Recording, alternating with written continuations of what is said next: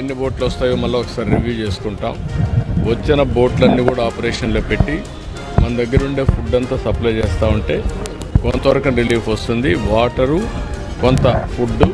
చాలామంది కొంతమంది లోపల ఉన్నారు, వాళ్ళు కూడా పాపం పేషెంట్లు కానీ లేకుంటే బాధల్లో ఉన్నారు. కొంతమంది కుటుంబ సభ్యులు బయట ఉన్నారు, అదే మరి లోపల చాలామంది ఉన్నారు. వాళ్ళు కూడా చాలామంది బాధల్లో ఉన్నారు. మా ఇంట్లో వాళ్ళు మరుగయ్యారు, తీసుకురండి అనే బాధల్లో ఉన్నారు.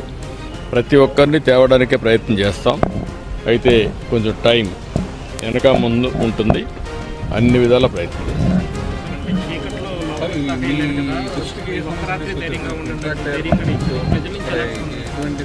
ఇప్పుడు నేను ఒక ఇంటికి వెళ్ళాను, ఆ ఇంటి కూడా నిలబడుకొని అందరినీ మాట్లాడాం కొంతమందితో దారిలో.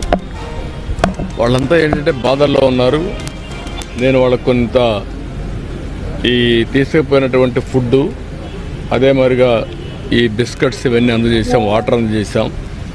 చాలా హ్యాపీగా ఫీల్ అవుతున్నారు. కష్టంలో ఉన్నప్పుడు వాళ్ళ ముఖంలో ఆనందం, ఒక ధైర్యం వచ్చింది.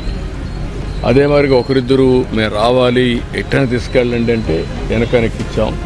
అలాంటి ఒకటి రెండు చేయగలిగాం. అయితే ఏది ఏమైనా అందరికీ న్యాయం జరగాలి. ఇది కంటిన్యూగా నిరంతరం శ్రమ చేసి ఈ కష్టకాలంలో వాళ్ళ ఆత్మస్థైర్యం దెబ్బతినకుండా వాళ్ళని ఏ విధంగా తీసుకురావాలనో అన్ని విధాల ప్రయత్నం చేస్తాను. రాత్రి కూడా పని చేస్తాను. 2-3 స్ట్రీట్స్లో కూడా వెళ్ళారు కదా సార్ బోట్ వేసుకుని ఏం చెప్పారు?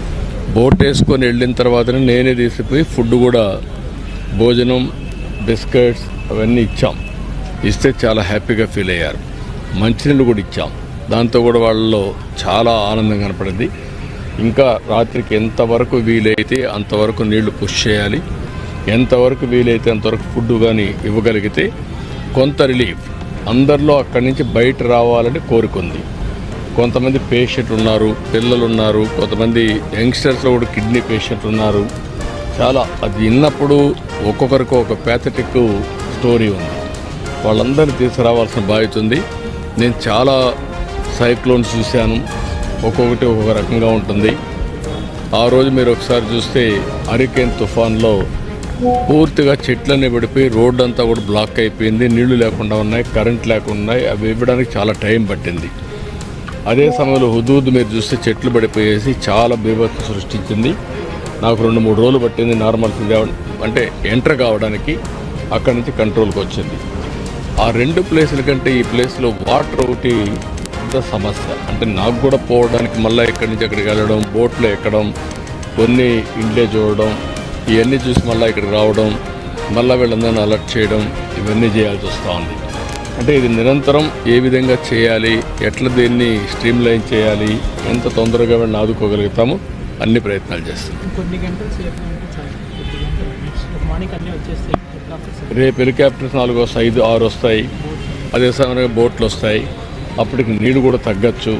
తగ్గినప్పుడు ఇంకొంచెం బెటర్గా వస్తుంది. మా అడ్మినిస్ట్రేషన్ అంతా కూడా రేపు సెట్ అవుతుంది. ఫస్ట్ డే కాబట్టి బ్రీతింగ్ ప్రాబ్లమ్స్ మా వాళ్ళలో కూడా ఉన్నాయి, అవన్నీ సెట్ అవుతాయి. ఏదేమైనా సహాయం అనేది అవసరమైనప్పుడు, కష్టాల్లో ఉన్నప్పుడు చేసే సహాయం.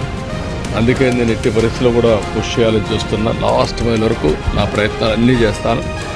మనసు బాధపడుతుంది వాళ్ళు చూసినప్పుడు, చాలా గుండె తరక్కిపోతుంది. కానీ ఒకసారి లిమిటేషన్స్, ఆ లిమిటేషన్స్తో బాధపడుతున్నాం. ఏదేమైనా I will do my best.